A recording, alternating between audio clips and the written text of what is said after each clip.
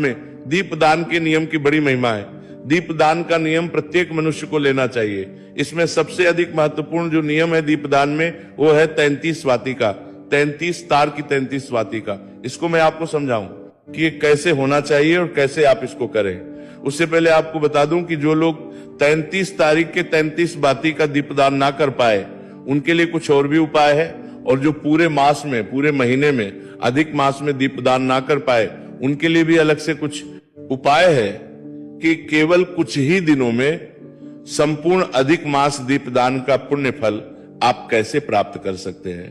कब, कौन सा वो दिन है जब आप दीपदान करेंगे तो आपको पूरे पुरुषोत्तम मास का पुण्य फल प्राप्त होगा। इसके विषय में आपको आगे बताऊंगा। अब बात करते हैं 33 दिए के दीपदान की भक्तों, 33 तार के 33 बाती का दीपदान आप सभी ने सुना होगा। आप में से बहुत सी हमारी माताएं बहनें वर्षों से उसको कर भी रही होगी। बहुत सारों को पता भी होगा कि ये क्यों किया जाता है।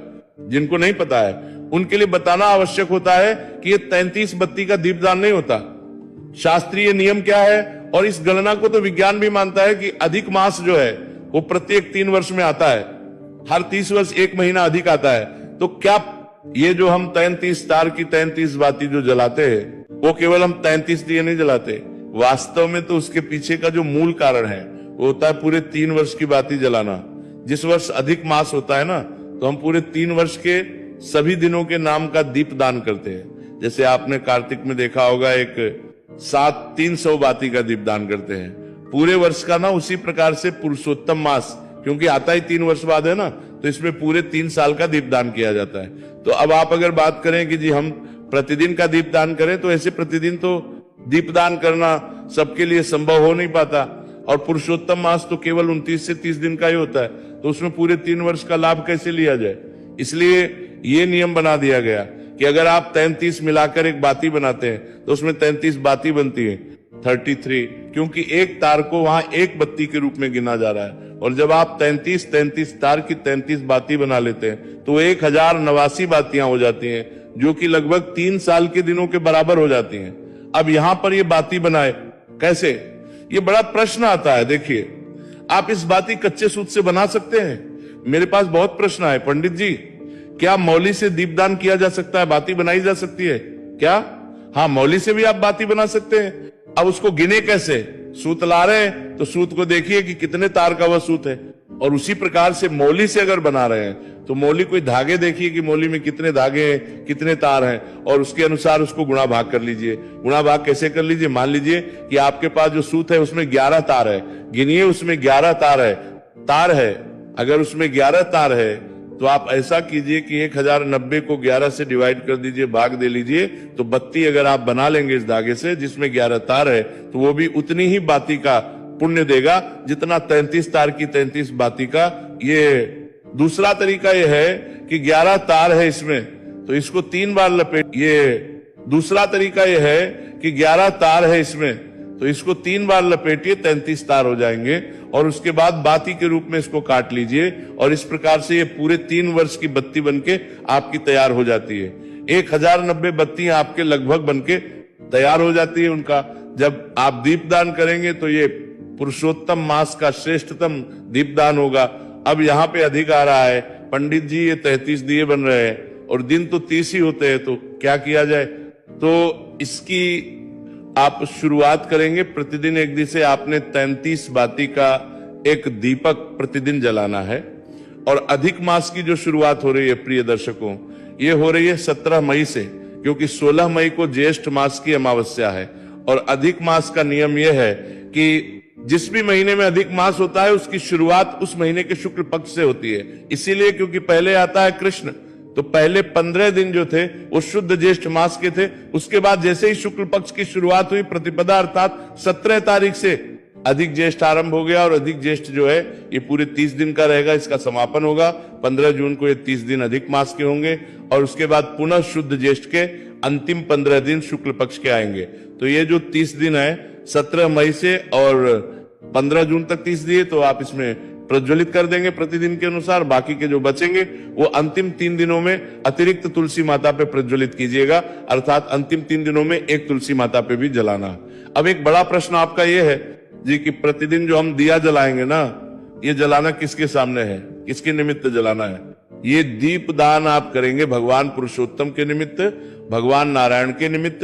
ये दीप दान आप करेंगे वासुदेव कृष्ण के निमित्त, ये दीप दान करेंगे तो आपके अगर भगवान पुरुषोत्तम की कोई प्रतिमा है तो उनके सामने ये दीप दान कीजिए।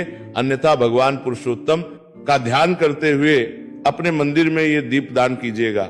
17 तारीख से आरंभ कर दीजिएगा और अंतिम के 3 दिनों में तुलसी माता पर भी जलाना आरंभ कीजिएगा। और वैसे मैं आपको सलाह दूं कि एक 33 तार का दिया तो नारायण को जलाएंगे ही आप मंदिर में, संभव है तो तुलसी माता को भी अलग से एक दिया प्रतिदिन जलाएं। एक दिया पीपल अगर आपके आसपास है तो वहां पर भी प्रज्वलित करें, ये कल्याणकारी होगा पुरुषोत्तम मास। बाकी 33 तार के दिए का जो नियम है वो अपने मंदिर में जलाइए प्रतिदिन, और अंतिम 3 दिन में मंदिर के साथ तुलसी माता पर भी प्रज्वलित कीजिएगा। ये तो हुआ 33 तार के दिए का नियम। अब मैं आपको महत्वपूर्ण जानकारी दूं कि जो लोग 33 तार का दिया नहीं बना पा रहे हैं उनको भी अधिक चिंतित या परेशान होने की आवश्यकता नहीं है। आप यदि 30 दिन पुरुषोत्तम मास के 30 दिन में प्रतिदिन भी दिया जलाते हैं, दिया जो बनता है एक बाती का जो आप बनाते हैं, चाहे वो लंबी बाती का हो चाहे गोल बाती का, जो दिया आप जलाएंगे ना, वो एक दिया भी अगर आपने प्रतिदिन जलाया तो वो भी परम कल्याणकारी है। प्रतिदिन एक दिया जलाइएगा। और जो अंतिम 5 दिवस होंगे, जो विशेष पंचरात्रि होती है जिसमें पंचरात्रि व्रत भी किया जाता है, अधिक मास में पंचरात्रि व्रत पंचरात्रि अनुष्ठान भी होता है, इसका ध्यान दीजिएगा। अधिक मास के जो लास्ट के 5 दिन होते हैं ना, वो बड़े महत्वपूर्ण है। उन अंतिम 5 दिनों में आपको दीपदान अवश्य करना चाहिए। एक तो मैंने बताया 33 तार का दिया, फिर आप प्रतिदिन एक एक दिया जलाते चलिए। अब तीसरी अवस्था बताता हूं कि मान लीजिए पूरे पुरुषोत्तम मास आपने दिया ही नहीं जलाया, तो अंतिम के जो 5 दिन होंगे अधिक मास की, जिसकी शुरुआत होगी अधिक कृष्ण एकादशी से, अधिक मास के कृष्ण पक्ष की जो एकादशी आएगी उससे उसकी शुरुआत हो जाएगी। इस वर्ष अगर डेट के अनुसार बताऊं तो तारीख रहेगी 11 जून। 11 जून को एकादशी है, कृष्ण पक्ष की दिन रहेगा गुरुवार का। इस दिन से आप इस विशेष अनुष्ठान को, विशेष दीपदान को आरंभ करेंगे। 5 दिए आपने लेने हैं, अगर संभव है आपके लिए तो भगवान नारायण की प्रतिमा के सामने स्वास्तिक बनाइए और स्वास्तिक पर 5 दियों का दीपदान कीजिए। 4 कोने होते हैं स्वास्तिक के, चारों कोनों में एक एक दिया और उसके केंद्र में एक दिया। प्रकार से भगवान पुरुषोत्तम के निमित्त ये 5 दियों का दीपदान आप कीजिए। अंतिम 5 दिनों में प्रति रात्रि को परम कल्याणकारी है। अगर आप, क्योंकि देखिए सबके लिए संभव नहीं है, कई बार लोगों की यात्राएं होती है या आजकल सबके अपने बिजनेस है, नौकरी कर रहे हैं तो नौकरी पेशा है, कहीं आना जाना पड़ता है तो संभव नहीं हो पाता प्रतिदिन का नियम निभाना। तो अंतिम 5 दिनों में भी आप संपूर्ण पुरुषोत्तम मास के दीपदान का पुण्य प्राप्त कर सकते हैं। केवल इस प्रकार से स्वास्तिक बनाइए, 5 दिए रखिए, उस पे 4 कोने में 4 बीच में, और इस दीपदान का लाभ लीजिए। और मास तुलसी पे अवश्य दीपदान कीजिए। अगर आपके पास घर में माता तुलसी है तो ये वो तरीका है जो आपका कल्याण करेगा। अब आप कहेंगे पंडित जी ये दीपदान करना क्यों है, मिलेगा क्या? इससे जो मनुष्य पुरुषोत्तम मास में दीपदान करता है, पुराण बताते हैं कि उसे कभी मार्ग में या उसके जीवन में कभी अंधेरा नहीं होता, आपके जीवन में कभी अंधकार जैसे हालात नहीं आएंगे। इससे जो पुण्य प्राप्त होता है वहां आपके घर में सदा लक्ष्मी का वास रखता है। नारायण के साथ मां लक्ष्मी सदा आपके घर में विराजमान रहती है। एक दूसरा, जब तक आप इस पृथ्वी पर है तब तक आप सभी ऐश्वर्यों को भोगते हैं, और जब इस पृथ्वी से चले जाते हैं तो आगे का जो रास्ता है ना, जिसके विषय में आपने भिन्न भिन्न पुराणों में सुना होगा, गरुड़ पुराण में भी बड़ा वर्णन आता है, जो आगे की जो यात्रा होती है बड़ी कठिन, वहां भी आपको प्रकाश की आवश्यकता होती है। ये जो प्रकाश आज आप नारायण के सम्मुख करेंगे या मां वृंदा के सम्मुख करेंगे, यही प्रकाश आपकी उस यात्रा को सुगम बनाता है। एक तो इससे पुण्य इतना प्राप्त हो जाता है कि आपको भगवान हरि का धाम प्राप्त होता है।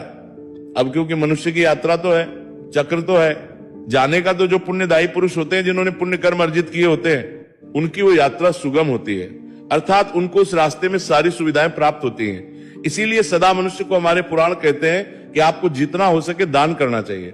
दान के विषय में मैंने पहले भी बताया, दान कीजिए, जल दान कीजिए, अन्न दान कीजिए और जूते का दान कीजिए। जूते नहीं तो चप्पल का दान कीजिए। ये सब दान आपके लिए कल्याणकारी हैं। ये दान पुण्य प्रदान करते हैं। एक क्रम। दूसरा, जब मनुष्य की अंतिम यात्रा चल रही होती है, उस समय आगे की यात्रा में ये मनुष्य को प्राप्त होते हैं। ये सभी सुविधाएं मनुष्य को प्राप्त होती हैं, और जिन्होंने ये दान नहीं किए होते वो बड़े ही कठिनता के साथ उस मार्ग को पार कर पाते हैं। उसके दो कारण, एक तो उनके पास पुण्य नहीं है, इसलिए वैसे ही उनका वो मार्ग बड़ा पीड़ादायी होता है, ऊपर से उन्होंने ये दान न करने के कारण इसी प्रकार की सुविधा भी उन्हें प्राप्त नहीं होती। तो घोर कष्टों को भोगते हुए वो मनुष्य, वो जीव आगे की उस या अधिक मास में जिस प्रकार से 33 वस्तुओं के दान की महिमा है, उसी प्रकार से अधिक मास में दीपदान के नियम की बड़ी महिमा है। दीपदान का नियम प्रत्येक मनुष्य को लेना चाहिए। इसमें सबसे अधिक महत्वपूर्ण जो नियम है दीपदान में, वो है 33 वातिका, 33 तार की 33 वातिका। इसको मैं आपको समझाऊं कि ये कैसे होना चाहिए और कैसे आप इसको करें। उससे पहले आपको बता दूं कि जो लोग 33 तारीख के 33 वातिका दीपदान ना कर पाए, उनके लिए कुछ और भी उपाय है, और जो पूरे मास में, पूरे महीने में अधिक मास में दीपदान